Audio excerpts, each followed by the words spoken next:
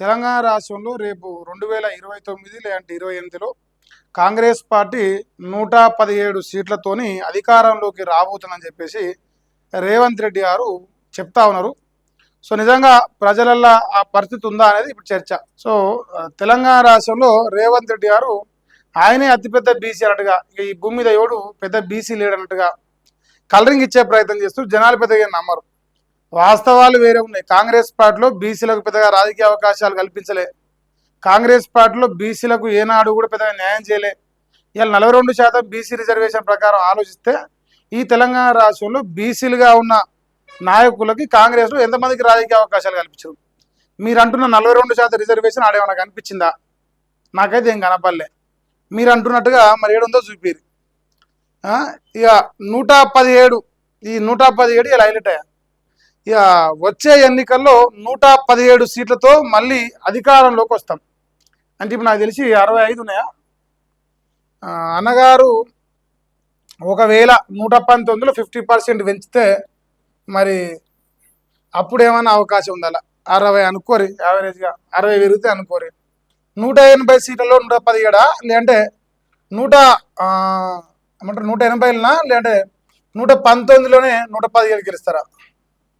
ఇది కూడా తెలిస్తే అయిపోతుంది. రేవంత్ రెడ్డి గారు నిజంగా ప్రజలు కూడా అమ్మని అక్కని ఏంద్ర నాయన ఇంత బ్రహ్మాండంగా ఉందా పరిపాలన, గ్రామాలల్లో ప్రజలేమో మొత్తుకుంటున్నారు, ఇంతగానో మొత్తుకుంటున్నా కూడా ఇంకా ఎందుకు ఈ రచ్చ అని చెప్పేసి అనుకోవడానికి అవకాశం ఉంటుంది. సో రేవంత్ రెడ్డి గారు ఇది ఒకటి డిసైడ్ అయ్యారు. ఈ 117 సీట్లు గెలవడం అనేది ఇప్పుడున్న 119 కాన్స్టిట్యున్సీలలో చెప్తురా, లేదంటే రేపు భవిష్యత్తులో ఒకవేళ 50% డీలిమిటేషన్ తర్వాత సీట్లు పెరిగితే వచ్చే 180 179 సీట్లలో ఏమైనా మీరు లెక్కలు చెప్తురా? సో ఏదో ఒకటి క్లారిటీ ఇస్తే కొంచెం సంతోషంగా ఉంటుంది. ఇక అన్నగారి పేపర్లు మాత్రం ఇలా గట్టిగా రాసినాయి. అర్హులైన గీత నేత కార్మికులందరికీ పెన్షన్లు ఇస్తామట. ముదిరాజుల ఆరాధ్య దైవం పండుగ సాయన్న జయంతిని అధికారికంగా నిర్వహిస్తామట. మా ప్రభుత్వంలో 7 లక్షల ఇందిరమ్మ ఇల్లు కట్టిస్తుందంట. మేము చేసినవన్నీ చెప్తే ప్రతిపక్షం బయటకు కూడా రాలేదని చెప్తుంది. ట్యాంకు బండుపై సర్దారు సర్వాయి పాపన్న గౌడ్ విగ్రహాన్ని ఆవిష్కరించిన నల్లమల్ల పులి రేవంత్ రెడ్డి గారు. ఇది ఆయన వార్త. సో వీళ్ళు చేసే అభివృద్ధిని ఒకవేళ చెప్తున్నట, ఇగో వీళ్ళు ఇచ్చిన ఈ 6 గ్యారెంటీల గురించి చెప్తున్నట. అసలు ప్రజలంతా సంతోషంగా ఉన్నారు కాబట్టి బీఆర్ఎస్ పార్టీ వాళ్ళు ముఖం ఎడబెట్టుకోవాలి అర్థం కాదు మీకు. సో అంత బ్రహ్మాండంగా డెవలప్మెంట్ చేసిన ఏమంటున్నాం, మేము చేసినవన్నీ చెప్తే ప్రతిపక్షం బయటకు కూడా రాలేదని చెప్తున్నాడు. అంటే ఇప్పుడు నేను ఒకసారి ఒక లిస్ట్ చదువుతున్నాను. మహిళలకు 25,000 రూపాయల చొప్పున ప్రతి మహిళకి 25,000 రూపాయలు ఇవ్వబట్టి 2.5 సంవత్సరాలు అవుతుంది కాబట్టి వాళ్ళు బయటకు రాలేరు. రైతు భరోసా 15,000 ఇచ్చి కౌలు రైతులకు 12,000 ఇస్తారు కాబట్టి వాళ్ళు బయటకు రాలేరు. గృహజ్యోతి పేరుతోని రాష్ట్రంలో ఉన్న ప్రతి కుటుంబానికి 200 ఫ్రీ కండిస్తారు కాబట్టి వాళ్ళు రాలేరు. ఈ ఇందిరమ్మ ఇల్లు ఇప్పుడు 7 లక్షలు అంటాను. ఈ 7 లక్షల జోలి నేను చెప్పనే, ఎందుకంటే తినడానికి తినమెత్తుకులేవు కానీ మీసాలకు సంపేయం అంటే ఇప్పుడు 7 లక్షల ఇల్లు కడుతుంటే ఎట్లా నమ్మాలి? ఆదాయం లేదని చెప్పేసి గగ్గోలు పెడుతున్నారు మంత్రులు. ఎమ్మెల్యేల నియోజకవర్గాలు పరిశీలిస్తారని మొత్తుకుంటారు. అభివృద్ధి జరుగుతారని మీ పార్టీ ఎమ్మెల్యేలు చెప్తారు. కానీ మీరు మాత్రం 7 లక్షల ఇళ్లకు ఇలా ఇందిరమ్మ ఇళ్ళ పేరుతో ఇంటికి 5 లక్షలు వేసుకోరే. 7 లక్షలు అయితే ఎన్ని వేల కోట్లు అవుతున్నాయి? మరి అన్ని వేల కోట్ల ఆదాయం ఏ నుంచి వచ్చింది? ఒకవేళ మీరు గట్టి నిజమైతే మరి రేపు భవిష్యత్తులో కట్టేది నిజమైతే పైసలు అయితే అప్పే కదా. ఒకవేళ కడితే కూడా పైసలు అయితే అప్పే, ఆదాయం అయితే లేదు. ఇక ఈ ముసలిలో పిచ్చే సంగతి చెప్పారు రాగరే ఏమన్నాడు, అర్హులైన గీత నేత కార్మికులందరికీ పెన్షన్లు ఇస్తూ ఉంటున్నాను. నీకు అదే చెప్తున్నా, అమ్మకు అన్నం పెడితే చిన్నమ్మకు బంగారు కాలు పెడితే నమ్ముతాం. కన్న తల్లికి భూ ఎట్లా ఉన్నాడు, చిన్నమ్మకు పోయి బంగారు కాలు పెడతాడు ఎట్లా నమ్ముతారు? ఈ ముసలి పింఛన్ ఇప్పటికీ 4,000 రూపాయలు చొప్పున ఇస్తామని చెప్పేసి 33, 32, 31 నెలలు అవుతుంది. ఇన్ని నెలలకెళ్ళి వాళ్ళు 4,000 రూపాయలు ఇస్తే ఇప్పుడు డబల్ అవుతుండే. వాళ్ళ పైసలు ఏమి ఇవ్వలేనట్ట. కానీ ఇప్పుడు సడన్గా నీతులు చెప్పి ఈ నేత గీత కార్మికులకు ఇస్తామని చెప్తాడు పెన్షన్లు. ఇప్పుడు రేవంత్ రెడ్డి గారు మీరు ఏడికి పోతే ఆ డబ్బు ఎత్తుకుంటే కొంచెం జనాలు నవ్వుకుంటారు. సో మీ యొక్క వ్యవహార శైలి నిజంగా బీసీలకు అనుగుణంగానో ప్రజలకు అనుగుణంగానో లేదు పథకాలను అభివృద్ధి చేయడంలో అనుగుణంగా ఉంటే ఓకే. ప్రతి దాంట్లో పంగనాలు పెట్టుకుంటా ఇలా ముసలోళ్ళకు పంగనాలే పెడతాన్నావు, విద్యార్థులకు పంగనాలు పెడుతున్నావు, రైతులకు అంతే ఉంది. మా బీసీలకు 42% రిజర్వేషన్ పేరుతో డ్రామాలు ఆడి కాకమ్మ కథలు చెప్పి మమ్మల్ని సంగనాగిచ్చిర్రు. ఇలా మా చింతపండును ఊరి మీదకి ఎగేసిర్రు జనాల్ని, బీసీలను ఎట్లా మోసం చేయాలని. నువ్వు మళ్ళీ మా చింతపండు లోపల లోపల కలుసుకొని తిరుగుతా ఉన్నారు. ఇవన్నీ ప్రజలు గమనిస్తూనే ఉన్నారు. సో ఇప్పుడు ఇక నిన్న ఆడి వేయండి కాబట్టి ఇంకా డప్పు కొట్టింది బీసీలకు. నిన్న మాట దాకానే ప్రజాపాలన. ఇప్పుడు ముస్లిం వాళ్ళ కాడికి పోతే ఇది ముస్లింల పాలన అని చెప్తాడు, ఇది ముస్లింల ప్రభుత్వం అని చెప్తాడు. క్రిస్టియన్ల కాడికి పోతే ఇది క్రిస్టియన్ల ప్రభుత్వం అని చెప్తాడు. బీసీల కాడికి వస్తే బీసీలది, కమ్మోల కాడికి పోతే కమ్మోలది, రెడ్డిల కాడికి పోతే రెడ్డిలది, ఇలమోల కాడికి పోతే ఇలమోలది. ఇంతమంది అందరి వాడు అనమాట రేవంత్ రెడ్డి ఇప్పుడు. సో కొందరి వాడు కాదు, అందరి వాడిగా ఉంటున్న రేవంత్ రెడ్డికి చాలా సంతోషం. ఉండవనే కోరుకుంటాం మేము కూడా, ఉండొద్దని మేము అంటలేము.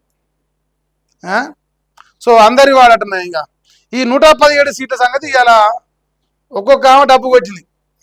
ఇంకో ఈనాడు ఇది ఎవరికే నాడో తెలియదు, కానీ మందికి మాత్రం లాస్ట్కి ఇది మరి రేవంత్ రెడ్డి కోసం డప్పు కొట్టి కొట్టి కొట్టి కొట్టి ఈ రాష్ట్రంలో ఉన్న ప్రజల్ని ఎట్లా మోసం చేయాలనేది కంకణం కట్టుకొని కూర్చోరు. మీ అండదండలతో అంట ఈసారి 117 సీట్లు గెలుస్తామంట. ఎవరెవరు అండదండలతో? 2500 ఎగ్గొట్టిన మహిళల అండదండలతోని, లేదంటే ఈ రాష్ట్రంలో రైతులకు 15,000 ఎగ్గొట్టిన రైతు బంధు ఎగ్గొట్టిన రైతుల అండదండలతోని, లేదంటే ఉద్యోగాలు ఇస్తామని చెప్పేసి నిరుద్యోగుల్ని నమ్మించి వాళ్ళ గొంతు కోసి 2 లక్షల ఉద్యోగాలు ఇవ్వకుండా వాళ్ళందరినీ ఎండ్రిని దాగి కథంగమ్మని చెప్పిన ఆ నిరుద్యోగుల అండదండలతోనంట రేవంత్ రెడ్డి 117 సీట్లలో గెలుస్తాడట. సో ఇట్లనే చెప్పాల్సి వస్తుంది వాస్తవం చెప్పాలంటే. సో జెన్యున్గా చెప్పాలంటే ఇదే కదా వాస్తవం. సామాజిక న్యాయం, బహుజనులకు అధికారం, మరి ప్రజాప్రభుత్వ ఆశయం. ఇప్పుడు రేవంత్ రెడ్డి ఈయన పేరు ఏం పేరా? ఈయన పేరు బహుజనుల అంటే ఇప్పుడు ఈయన రాడు, బహుజనులలో రేవంత్ రెడ్డి రాడు కదా. మరి రేవంత్ రెడ్డి బహుజనుల అధికారం అంటున్నాడు. ఒక ఆయన ఇప్పుడు బీసీల ఆత్మగౌరవం, బీసీల అధికారం, బీసీల వాట అనుకుంటే పటేల్ దోసుకపోతున్నా అన్ని. ఆయన కూడా ఈయన బాపతే రెండు ఒక గుడి పక్షులే, కాంగ్రెస్ గుడే రెండిటి. సో ఈయనేమంటాడు, బహుజనులకు అధికారం అనుకుంటే రెడ్డి గారు పోయి కూర్చున్నాడు కుర్చీలో. మరి మా బచ్చి విక్రమార్కకు ఆయనకు అధికారం ఇచ్చి నువ్వు పక్క జరిగితే నువ్వు సకమైన సంసారాన్ని మేము కూడా అనుకుంటాం. సో నీతులు ఎవడైనా చెప్తాడు, చేతలతో చూపించాలి, చేతలతో చూపిస్తే ప్రజలు నమ్ముతారు. ఇక దయచేసి మా బీసీ ఎస్సీ ఎస్టీలు రేవంత్ రెడ్డి చెప్పే దొంగలంగ మాటలు నమ్మకురే, నమ్మితే మీరు గంగలగలుగుతారు. ఇది మాత్రం గ్యారెంటీ, దాంట్లో డౌటే అక్కర్లేదు. సో ఈ 117 సీట్లతోని ఒకవేళ గెలిస్తే ఈ తెలంగాణ రాష్ట్రంలో ఉన్న ప్రజలందరూ ఇక ఏమంటారు, ఇందాక రేవంత్ రెడ్డి ఒక స్టేట్మెంట్ ఉంటుంది, హెరిటేజ్ షేర్లు అమ్మో లేదంటే మా జూబ్లీహిల్స్ ప్యాలెస్ అమ్మో ప్రజలకు పథకాలు ఇవ్వం, వాళ్ళ పైసలు వాళ్ళ కానించే గుంజుకొని వాళ్ళకే ఇస్తాం. ఇక ప్రజలు నిజాలు చెప్తే నమ్మేటట్టు లేరు, అబద్ధాలు చెప్పే లంగల్ని దొంగల్ని నమ్ముతారు. అందుకే మీరు రైతు బంధు ఇవ్వకున్నా ఇస్తామని చెప్పినాం, రుణమాఫీ చేయకున్నా చేస్తామని చెప్పినాం, ఉద్యోగాలు ఇవ్వకున్నా ఇస్తామని చెప్పినాం. ఇవన్నీ లంగమాటలు చెప్తేనే ఓటేస్తారు కాబట్టి ఇవన్నీ చెప్పినాం, జనాలు ఓటేసారు, బరాబర్గా మేము అధికారానికి ఎక్కినాం. సో ఇప్పుడు 117 సీట్లు గెలుస్తా అంటే నాకు తెలిసి ఒకటి అసదుద్దీన్, ఒకటి అక్బరుద్దీన్, రెండో పెడితే మిగతాని గెలుస్తాడు. ఎందుకంటే వాళ్ళు 2 రాయిస్తా అని చెప్పిన వాళ్ళిద్దరికి. సో ఈ 2 తప్ప 117 గెలుస్తాడు. మరి గెలుస్తాడు కానీ ఎట్లా గెలుస్తాడని మీరు అడగవచ్చు. ఇంత ప్రజలు 7 దోషి ఇట్లా మన్నెత్తిపోస్తారు. హైడ్రా పేరుతో ఇప్పుడు 22A రాష్ట్రం మొత్తం ఇట్లా అగ్గి అవుతుంది, గ్రామాలలో కానీ పట్టణాలలో కానీ. ఇప్పుడు ఈ 22A కానీ, హైడ్రా కానీ, మూసి ప్రక్షాళన కానీ, ఈ వేల లక్షల కోట్లు దోసుక తినే రియల్ ఎస్టేట్ దందా కానీ, ఈ తాగుబోతు శాఖలో మందిని తాపి చంపి వచ్చే ఆదాయం కానీ, ఇవన్నీ జనాలు చూస్తే నవ్వుకుంటారు. వాస్తవానికి నవ్వుకుంటారా మామూలుగా వేరే లెవెల్ ఉన్నది కదా. కానీ రేవంత్ రెడ్డి 117 సీట్లు గెలుస్తా అంటాడు. 117 సీట్లు గెలవాలంటే ఇక ఇది ఒక్కటే కరెక్ట్ కావాలి. జనాలు లంగ మాటలు చెప్పేటోని, దొంగ మాటలు చెప్పేటోని, జనాల్ని నడి బజార్లో మోసం చేసేటోని, నిండా ముంచి కూర్చొని పంగనాలు పెట్టి దొంగలకు మాత్రమే ఓటేస్తారన్నది ఒకవేళ భవిష్యత్తులో నిజమైతే ఇవన్నీ చేయడంలో కేసీఆర్ వనికి రాడు, తర్వాత హరీష్ రావు వనికి రాడు, కేటీఆర్ వనికి రాడు, లేదంటే బండి సంజయ్ వనికి రాడు, కిషన్ రెడ్డి వనికి రాడు, ఈటెల రాజేందర్ వనికి రాడు, ఎవడు వనికి రాడు. కాబట్టి ఇవన్నీ చేసిన ఏకైక మేధావి రేవంత్ రెడ్డి అవుతాడు కాబట్టి పక్కా రేపు 2029లో 117 సీట్లతోని జనం లంగోనికి దొంగోనికి ఓటేస్తే రేవంత్ రెడ్డి ముఖ్యమంత్రి అవుతాడు.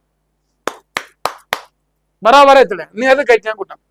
ఒకవేళ జనం గుండె రగిలి రైతు బంధు రానోని గుండె రగిలితే, మహిళలకు 2500 రానోళ్ళకు గుండె రగిలితే, లేదంటే పింఛన్ రాక ముసలి వృద్ధులు వాళ్ళ గుండె రగిలితే, ఉద్యోగాలు ఇవ్వక వాళ్ళని మోసం చేసిన నిరుద్యోగులకు గుండె రగిలితే, రేపు కాంగ్రెస్ పార్టీలో 117 కాదు 119 ఇంత లావు గాడి కుట్టిస్తారు నీకు బరాబర్గా. సో ఒకవేళ వాళ్ళ గుండె రగిలితే, ఇంకా రగలపోతే మీ ఏం చేయలేం, కానీ అది మాత్రం పక్కా.